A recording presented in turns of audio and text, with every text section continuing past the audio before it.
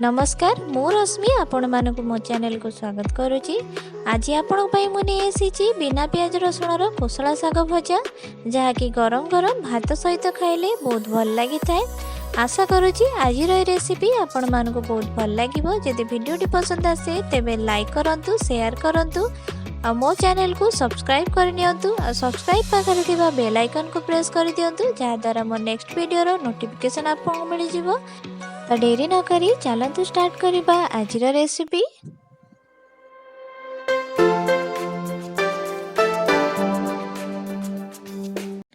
शाग भजा करबा पई प्रथम एठी मो दुई बिड़ा कोसला शाग को भला भाबरे धोई करिकी भागको काटी नेची।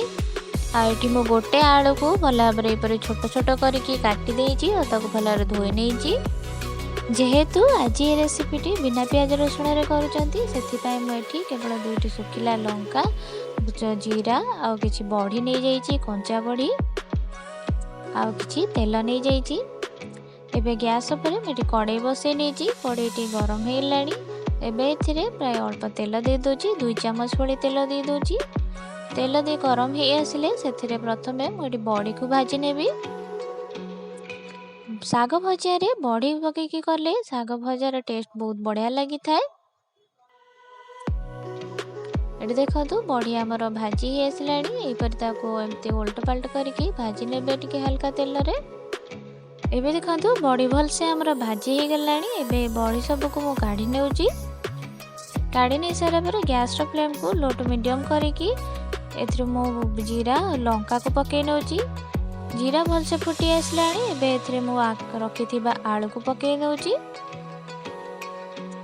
आलू पकई सारा पर एथरे मु हळदी गुंड और लुण पकई नेबी।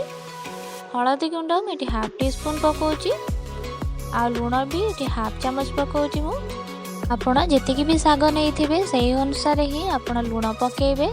आ मन रखिबे कि शाग सब बळे भाजी हला पर मौली जाए तो सही हिसाब रे ही आपण लुण पकेबे।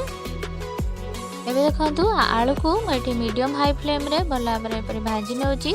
आलू को भल भाव सॉफ्ट होगा पर्यंत ताको भाजी नेबा। ये देखंतु आलू भल भाजी हो गलानी आ सॉफ्ट भी हो गलानी।